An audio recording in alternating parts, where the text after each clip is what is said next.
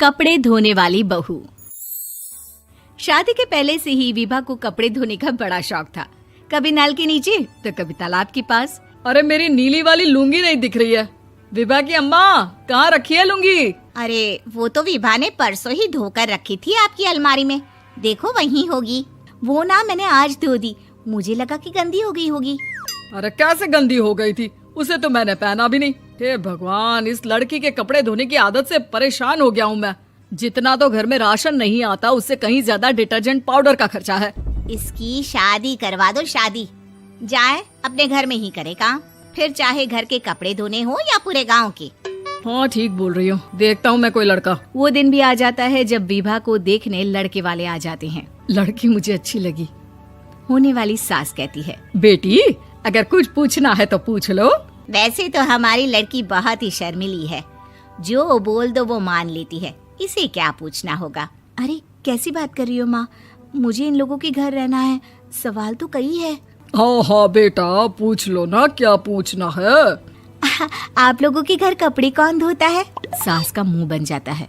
देखो, अगर तुम ये कहना चाहती हो कि तुम्हें कपड़े धोने नहीं आते तो सुन लो, कपड़े मैं ही धोती हूँ, लेकिन तुम्हारे आ जाने के बाद मैं रुमाल तक नहीं धोऊंगी। अरे चुप रहना भाग्यवान, बहू बेचारी घर आई नहीं, उसे डराना शुरू कर दिया। वो क्या है ना बिटिया, अभी तक तो ये कल्लू की माँ ही धोती थी, लेकिन अब तुम्हारे पापा तो दहेज में वॉशिंग मशीन देंगे ही। तभी विभा की माँ बोल पड़ती है, सवाल भी पूछा तो क्या। वैसे भाई साहब, मशीन की तो फिर भी कपड़े धोने की कैपेसिटी होती है। मतलब जो बिटिया दे रहे हैं ना विभा, इसे कपड़े धोने का बहुत शौक है। ये आप लोगों के क्या, आस पड़ोस गांव मोहल्ले सबके कपड़े धो दे और उफ तक ना करे। बाहर देखा नहीं आपने कितने कपड़े सूख रहे हैं? सब हमारी बिटिया ने ही तो धोए हैं। बस भी करो ना माँ, शर्म आ रही इतनी तारीफ सुनकर। और तो और एक दाग निकाल कर दिखाओ तो मान जाऊं। हाँ अच्छा, माफ करना बेटा, मैंने गलत समझा। हमें तो रिश्ता बहुत पसंद है। और ऐसे जुड़ जाता है रिश्ता कपड़े धोने का शौक रखने वाली विभा का। उसकी शादी हो जाती है कोयला फैक्ट्री में काम करने वाले कल्लू के साथ। शादी के बाद अचानक विभा चिल्लाती हुई सास के पास आती है। सासू माँ, अरे सासू माँ कहाँ है आप? ये तो धोखा है, धोखा दिया आप लोगों ने मुझे। इसे ससुर के चक्कर के बारे में पता चल गया। अरे तो उसमें तुझे क्यों धोखा मिला है? अरे नल में पानी नहीं आता, कपड़े कैसे कब धुलेंगे? अच्छा, तू पानी नहीं आ रहा उसकी बात कर रही है। तो आपने क्या सोचा?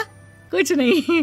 अच्छा, तेरी माँ ने कहा था कि कपड़े धोने का शौक है तुझे, याद आया मुझे।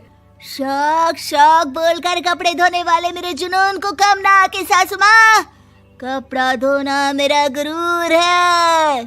तभी पति भी वहाँ आ जाता है। अभी मैंने इसे सनी देओल की फिल्म दिखाई है, उसी के डायलॉग मार रही है माँ। अच्छा सुन, साफ साफ बता रही हूँ, पानी सुबह 4 से 6 और शाम को 10 से 12 आता है, समझी? विभा टाइमिंग सुनकर हैरान हो जाती है। ये क्या भूतों का मोहल्ला है? सुबह 4 बजे उठकर कौन कपड़े धोता है? 4 बजे टंकी में पानी जाता है, फिर सारा दिन धोना ना, किसने मना किया? अरे कैसी बात कर रही हैं? 200 लीटर की टंकी में कितने कपड़े धो लूंगी मैं? सुबह ही उठ जाऊंगी मैं। अब क्या था, विभा सुबह 4 से लेकर रात के 12 बजे तक कपड़े ही धोती रहती। एक रोज सास पड़ोस से निकलकर कहीं जा रही होती है कि साथ वाली कहती है, हाँ कल्लू की माँ, जरा ये बताओ कि 2 साड़ी है, 2 ब्लाउज और एक पेटीकोट और एक नाड़े वाला लंबा कच्छा। हाँ तो? अरे तो क्या, कितना लोगी धुलाई ये बताओ। धोबन दिख रहे हैं हम क्या? हमारे पति सरकारी नौकरी से अभी रिटायर हुए हैं और बेटा सुपरवाइजर है कोयला फैक्ट्री में। धोबन समझ रखा है हमें?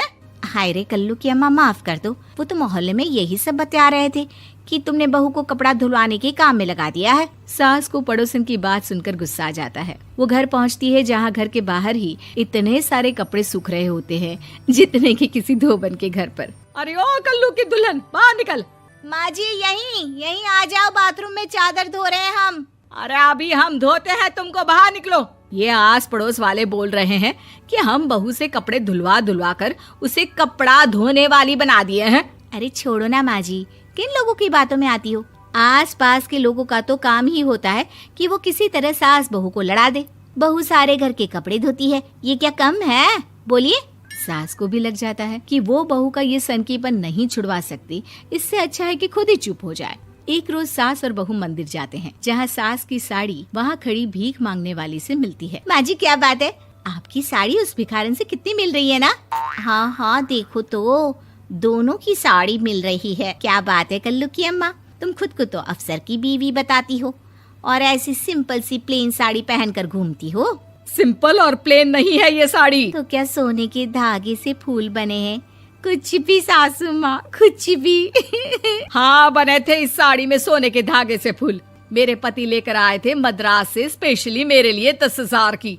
ताहे भाई साहब इस भिखारन के लिए भी सेम टू सेम साड़ी लेकर आए होंगे 10,000 की। सास उस वक्त तो कुछ नहीं कहती, लेकिन बहू के साथ घर आती है और अलमारी से एल्बम निकाल कर लाती है। ये साड़ी देख रही है, ये वही साड़ी है जिसे मैंने अभी पहना था। इस साड़ी में ये जो चमकदार फूल दिख रहे हैं ना, ये सोने के धागों से काढ़े गए हैं। लेकिन तू लोकल वॉशिंग मशीन ब्रश से घिस घिस कर सारे फूलों को निकाल कर साड़ी प्लेन कर दी।